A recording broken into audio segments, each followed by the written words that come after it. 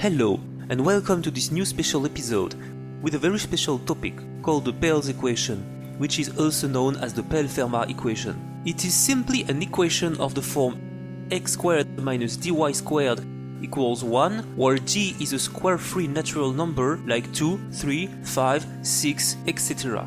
And we will be interested in integer solution of x and y. Oh, but did you know that this equation, which looks simple at first glance, can help us obtain rational approximation of square roots? And it has eventually led mathematicians to huge discoveries on continued fractions and algebraic number theory. So, let's discover together its story, which spans across millennia, starting from the era of the Pythagoreans, then exploring medieval Indian mathematics, before finally reaching modern discoveries.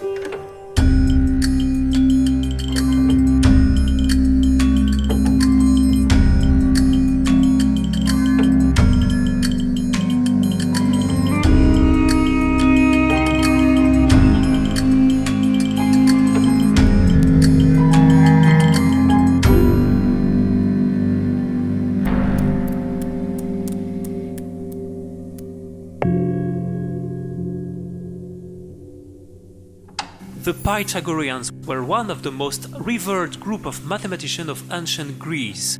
We owe to them the study of particular sequences of integers, such as polygonal numbers, and above all, the discovery, not without turmoil, of irrational numbers, such as the golden ratio or the square root of 2. By the way, this is while searching rational approximation of the square root of 2 that the Pythagoreans met for the first time the solution of the equation x squared minus 2y squared equals 1, a special case of Pell's equation. But how did they come about? Well, imagine that we already know two big integers x and y that respect the equation x squared minus 2y squared equals 1. So, by tweaking the formula then neglecting the term 1 over y squared, which is very small compared to 2, we can notice that x over y should be very near the square root of 2. And so, this equation, through its big solution, is a key to the approximation of square roots. And that's why it was so important in the past. But how can we find these big solutions? For that, the Pythagoreans developed a simple technique. They started with a couple of solutions such as x equals 1, y equals 0, then they built bigger and bigger ones using the following process. Add x to 2 times y to create the new x, and add x and y to create the new y. With 1, 0, it gives the couple 1, 1, which is, well, which isn't a solution to the equation x squared minus 2y squared equals 1. But everything is not lost at this point, because it's a solution to another equation very close to the first one, x squared minus 2y squared equals negative 1. And the solution of this new equation also have the capability to create approximation of root 2. By starting the process again, we obtain the couple 3, 2, which is a solution to the first equation. Then starting again, we obtain 7, 5, a solution to the second. Then 17, 12, a solution to the first, and so on. We alternately find solution of the first or the second equation. These solutions are bigger and bigger, giving better and better approximation of the square root of 2. But how is it possible that such a simple process can generate a sequence of solution couples for our two equations? Well, here is the explanation. Consider the solution couple xn, yn, and the next one xn plus 1, yn plus 1. If we write the expression xn plus 1 squared minus 2yn plus 1 squared, then replace x and y by the expression in terms of the previous x and y's, then expand and reduce,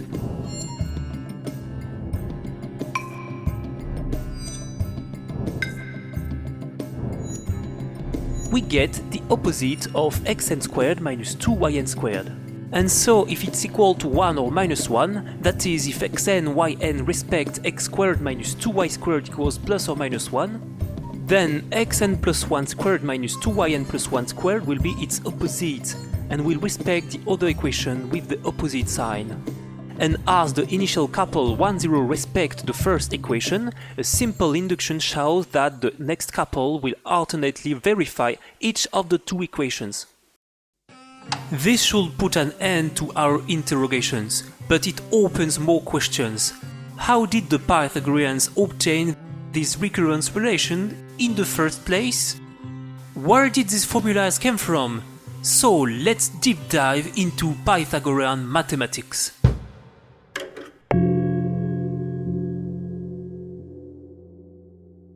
Given that among them writing was not a usual thing, knowledge was mostly transmitted verbally, and it is hard to know exactly how the Pythagoreans proceeded. But judging from what we found through Euclid's writing, it is known fact that the key process for number study used by Pythagoreans was antiphrasis. It can be explained thus: we take a shape consisting of two lengths such as a rectangle, then we reduce the long side by cutting a length which corresponds to the short side, and repeat.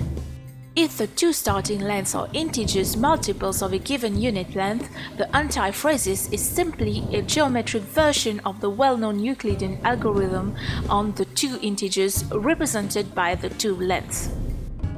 On this algorithm, we recursively subtract the two numbers until we reach 0. And the last number just before reaching it corresponds to the GCD of the two starting numbers. But if the two lengths are incommensurable, meaning if their ratio cannot be expressed as the ratio of two integers, the antiphrasis will never reach an end. For instance, if we start with a 1/√2 rectangle, we can subtract the short length from the long one, and we obtain this configuration with a 1/1 square next to a 1/√2 - 1 rectangle. If we subtract the short length from the long one again, we obtain a √2 - 1 by √2 - 1 square next to a √2 - 1 by 2 minus √2 rectangle. But the ratio of this small rectangle is also √2, because √2 multiplied by √2 - 1 is equal to 2 minus √2. Hence, the small rectangle is similar to the starting one, having the same ratio even if it is smaller and tilted differently. Having exactly the same dimensions, the antiphrasis will happen exactly in this rectangle as in the first one, and will even loop indefinitely, giving smaller and smaller rectangles, horizontal and vertical. And this shows that the square root of 2 is an irrational number. Anyway, this is the kind of geometric processes and reasoning that led the ancient Greeks to build their intuition about irrational quantities. But we haven't yet explained the link between this and the process which gives the solution couples to the equation x² minus 2y² is equal to 1. To establish the link between antiphrasis and the solution, we need to reverse the process. That is, we should assemble bigger and bigger squares following the same logic, but the other way round, starting from a unit square. Thus, the first step is to add another unit square above, then a double square beside. Secondly, we repeat the same process, adding a double square sideways and another one above, having a length equal to the total length of the figure. And, alternating between horizontal and vertical steps, we will build a square set which will look more and more like what we get when we apply antiphrasis on a 1/√2 rectangle. If we compare the two constructions, the difference created by the initial square will be more and more diluted as the scale of the configurations gets bigger and bigger. But above all, in this construction, when we look at the total dimensions of the rectangles made from each step, we can find the solutions couples approaching the square root of 2. 1, 1, 3, 2, 7, 5, 17, 12, and so on. And we can even find the recursive formulas generating these sequences. This is how the Pythagoreans managed to find solutions to Pell's equation with d is equal to 2. Then other ancient Greek mathematicians like Archimedes succeeded in generalizing such constructions for other constants.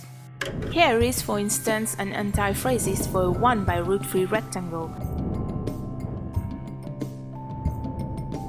After 3 steps, we find again a rectangle with the same ratio, having dimensions 2 minus root 3 and 2 root 3 minus 3, a similar rectangle. This proves that the square root of 3 is an irrational number, but also starting from a 1 by 1 square, placing 2 sideways squares,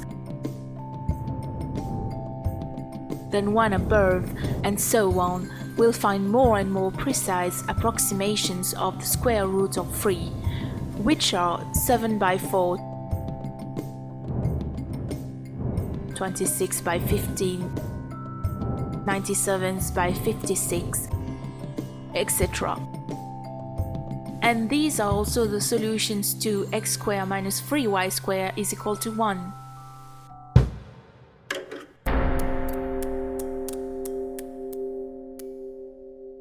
After the Pythagoreans, almost 1 millennium elapses before we start to see new discoveries about the Pell's equations, and they came directly from India with the works of Brahmagupta.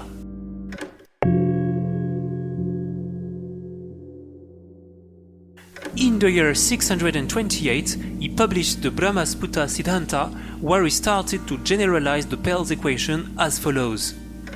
All of Pell's equations that we've dealt with are in the form x squared minus dy squared equals 1, but in the previous section we encountered the analog equation x squared minus 2y squared equals minus 1. Well, Brahmagupta did generalize this kind of equation even more by replacing the number after the equal sign by any integer.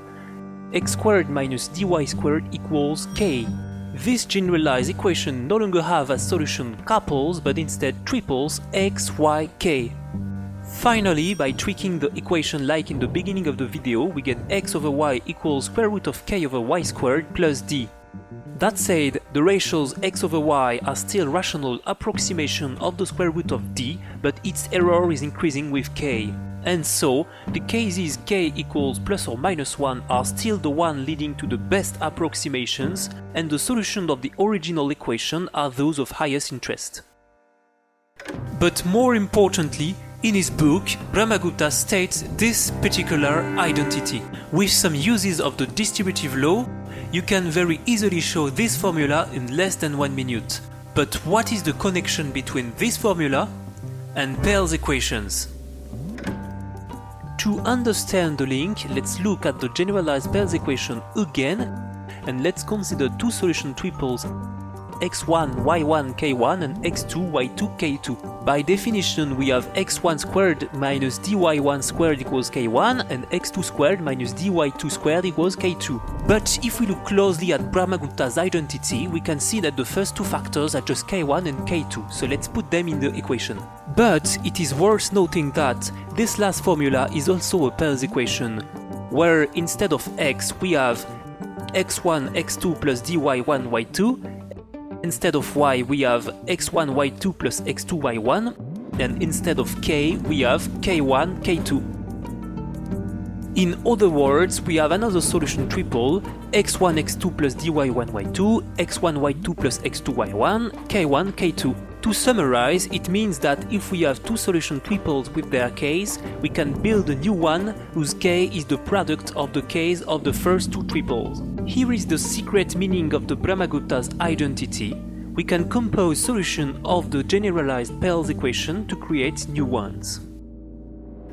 We will now give some examples of Brahmagupta's composition of triples.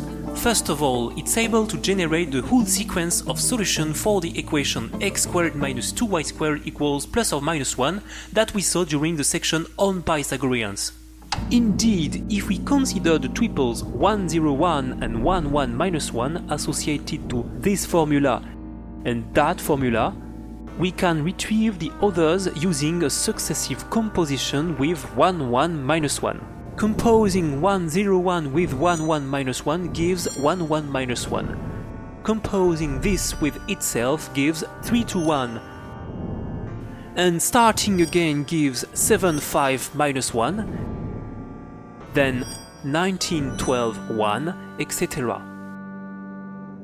But Brahmagupta did get way farther than the ancient Greeks, using his triple composition in a surprisingly clever way to reach solution to the Pell's equation with k equals 1, where the Greek should have used tortuous reversed antiphrases. We'll now give an example of that, which is the precise one Brahmagupta used to showcase his method.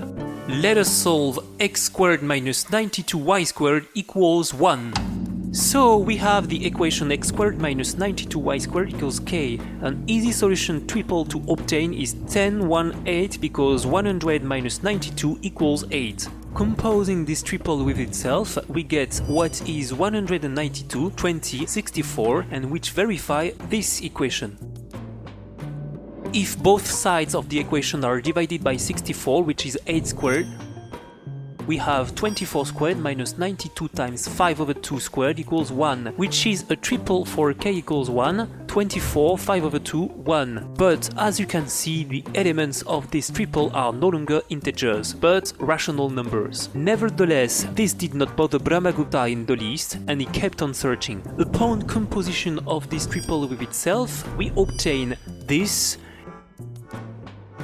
Hence, we have 1151 squared minus 92 times 120 squared equals 1. Solved. So, what we have learned from this story is that if we want to get integer solution with k equals 1, it is more efficient not to limit ourselves to integer solution to Pell's equation.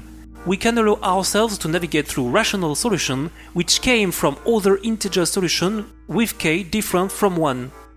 In a more general manner, Brahmagupta was able to systematically find solution to the equation x squared minus dy squared equals 1, starting from a solution to the equation with k equals minus 1, plus or minus 2, or plus or minus 4. And all of this was made possible thanks to the composition of the triples, which reveals a hidden structure among solutions. How do they organize and how they are linked? But we should wait 1,000 years more to understand this structure. We shall reveal it at the end of the video while explaining Gauss's research.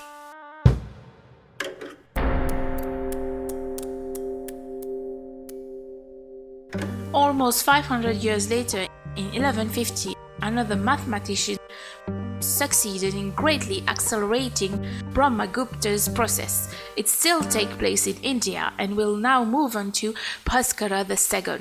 His trick is to start from an integer triple xyk, x and y having no common factor. Then we compose it with the variable triple m1 m square minus t, which obviously verifies the equation, and we obtain the triple xm plus dy x plus my km square minus kd. So this holds. If we divide all the terms by k square, we get this. This corresponds to a rational solution triple xm plus dy over k, x plus my over k, m square minus d over k. And now the aim is to find the right value of m, for this last triple to become integers and for its third number to become the smallest possible.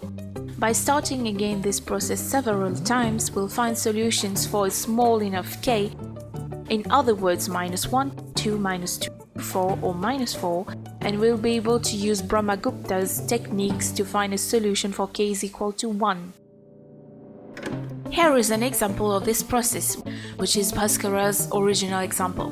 Consider the equation x squared minus 61y squared is equal to k.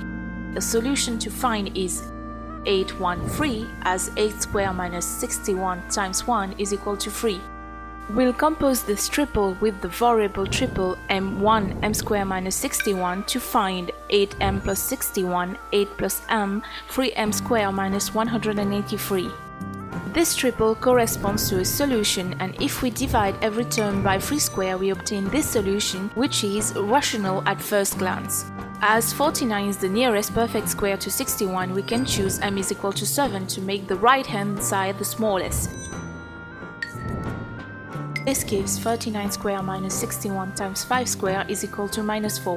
When the whole equation is divided by 4, which is 2 squared, a rational solution is obtained. Upon composition with itself once, twice, and then thrice, an integer solution is obtained. Finally, this last solution is further composed with itself and we find the following. Here you are, we have solved the equation with k is equal to 1 where d is equal to 61. To sum up, Bhaskara's method employs the composition with a variable triple which will be determined after. This is meant to actually speed up the solving process. This method was termed the Chakravala. In a literal sense, it means cyclic process. In fact, it turns out that it solves for all the values of d with k is equal to 1. Unfortunately, he was not able to prove that his algorithm would still function. It is only 6 centuries later that the following explanation will come to light.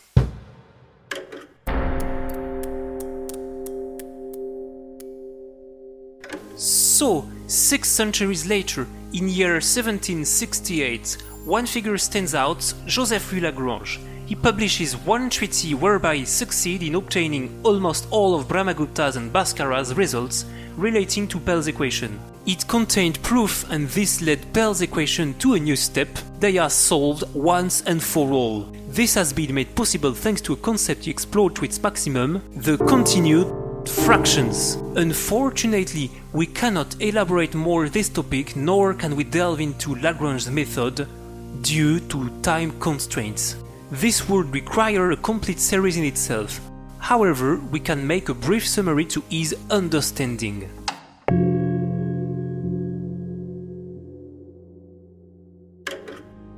Continued fractions are used to represent real numbers, just as binary, balanced ternary, or, the most commonly used, decimal representations. However, continued fractions do not rely upon the choice of a base number. To obtain the continued fraction of a real number, we first state it as the sum of a whole number and its remainder found in the interval 0, 1.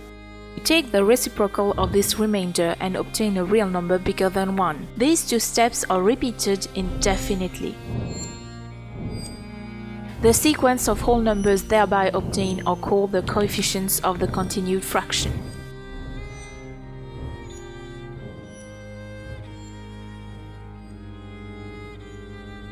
If the initial real number is rational, then its continued fraction will be finite. That is, eventually through this process one is bound to obtain 0. Moreover, the various coefficients found are the quotients obtained if one applies the Euclidean algorithm for the numerator and denominator of the initial number. Let's say we have a real number in the form of x plus y square root of d, where x and y are rational numbers and d is a positive square-free integer. This is commonly known as a real quadratic number. In that case, the coefficients of the continued fraction are periodical as from a point in the sequence.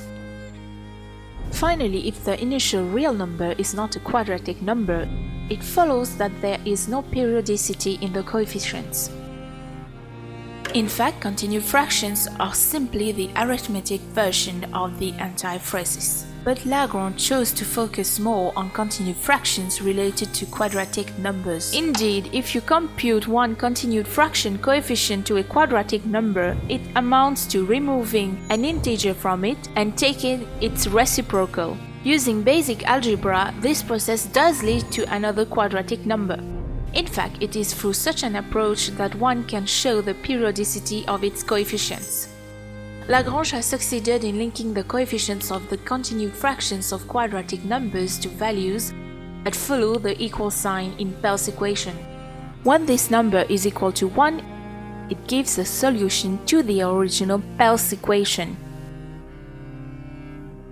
To conclude, Lagrange's method is basically an arithmetic reformulation of ancient methods applied to solve Pell's equation. His method mixes Pythagorean and Indian techniques. But 1 century after, new research will greatly enhance our understanding of Pell's equations.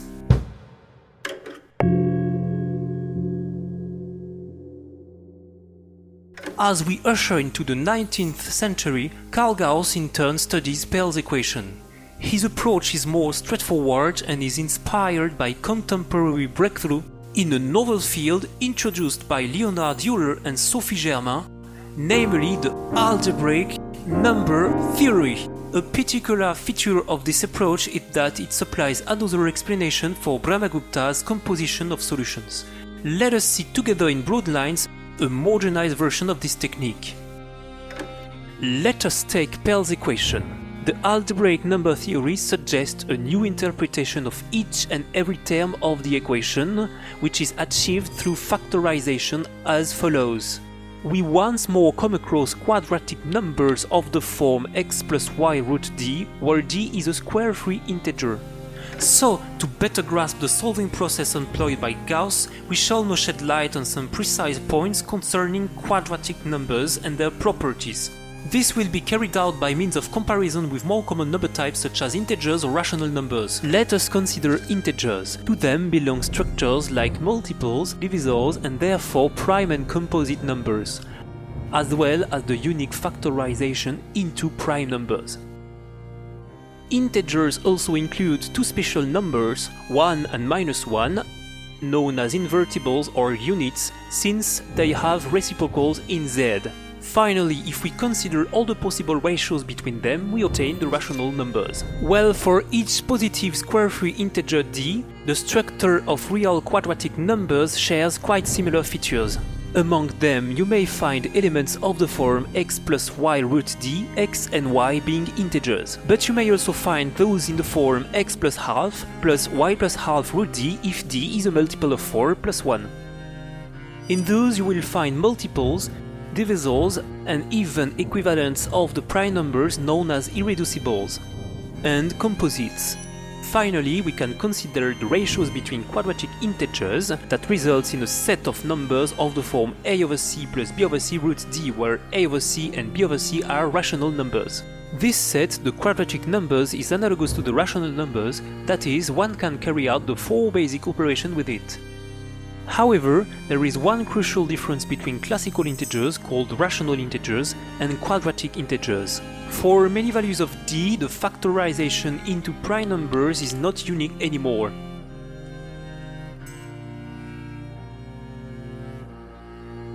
But then, quadratic integers displayed another concept of z, units.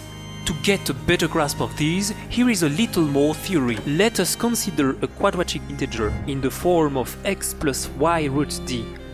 Then x minus y root d is called its conjugate. And the product of a number with its conjugate is known as the norm of this number and is expressed as x squared minus dy squared, therefore this is a rational integer. This definition is handy to explain why, when one multiplies two quadratic numbers having each its own norm, the norm of their product is in fact simply the product of the two norms. We call this the multiplicativity of the norm. As a result, if a quadratic number is invertible, so is its norm, and its value should be either 1 or -1. Conversely, if a number has norm 1 or -1, it is invertible and we can compute its reciprocal using its conjugate. Last but not least, there is such a theorem that gives the structure of these units straight away, proved by Gustave Lejeune Dirichlet. According to this, in any set of real quadratic integers, there exists a unit alpha called its fundamental unit, such that any other unit is in the form of alpha to the n or minus alpha to the n being an integer. And so the structure of units of a real quadratic number set is known with precision.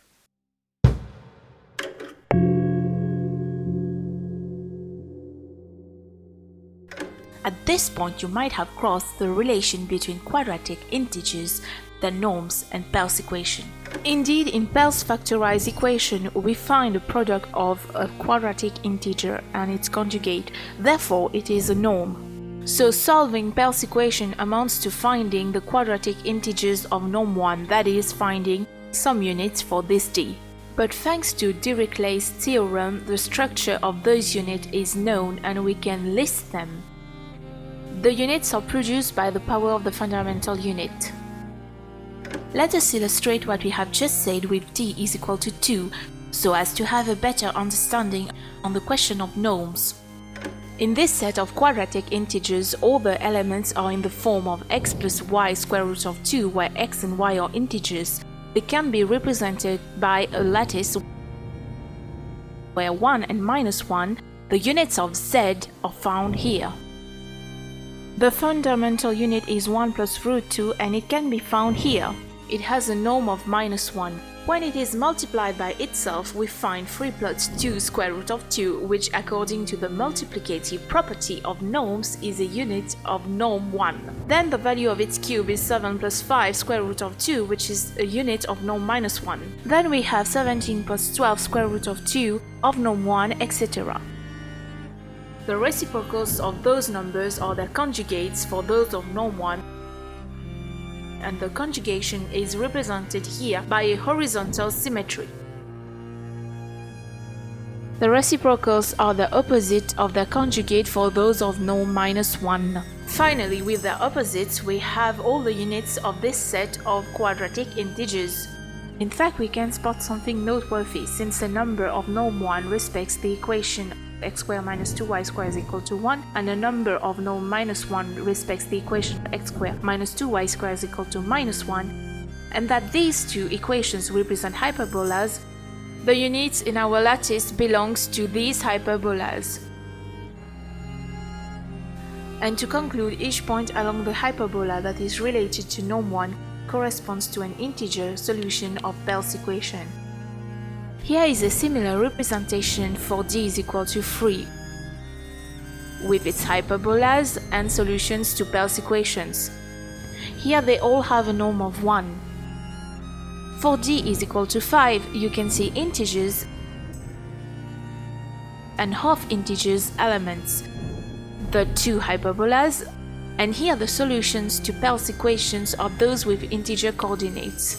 But this link between quadratic integers and solutions of Pell's equation is stronger still and goes beyond the cases of k is equal to 1 or k is equal to -1.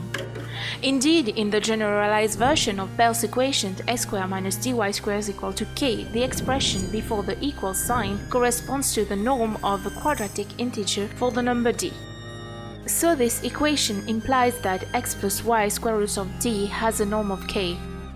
Therefore, the solutions of the generalized Pell's equation correspond solely to the elements of norm k in a set of quadratic integers. But let us have a closer look at the composition of Brahmagupta's couples. If we proceed by the multiplication of two quadratic integers with the distributive law, we can clearly see that their product is as follows.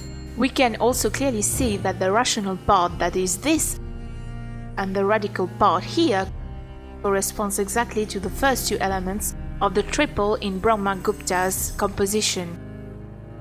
Finally, k1, k2 simply means that the norm of a product of two numbers of norms k1 and k2 will be the product of these two norms.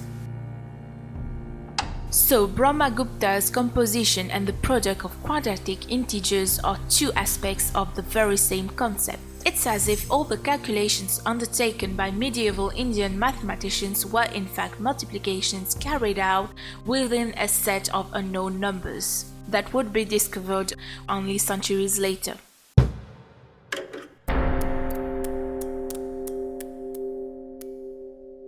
And we reach the incredible history of an equation which gave rise to countless treatises during 2000 years. Spotted by Pythagoreans, Pell's equation and their solution can generate rational approximation of irrational numbers. Then the Indians discovered and exploited the fact that these solutions can be composed. Finally, the hidden structure behind this mysterious solution was brought to light by Gauss, thanks to the works on algebraic number theory and quadratic integers. The Pell's equation is so complex that we couldn't address all its aspects. To name but a few, Archimedes and his Caton problem, which involves the quest for a solution to Pell's equation.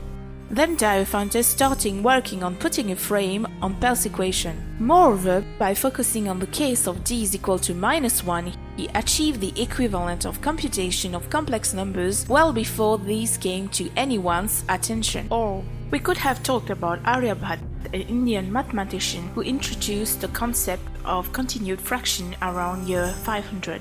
Then, Fermat had challenged European mathematicians openly, and some of those challenges were related to Pell's equations. Or William Bruckner, who suggested solutions to Pell's equations. We could have delved deeper into Lagrange research and its connection to the Chakravarti method. Well, above all, I do wish that this episode has been of interest to you and it has triggered the desire to discover further about the topic. In fact, we didn't explain the origin of the name of the equation. Well, it's merely a consequence of a mistake made by Euler.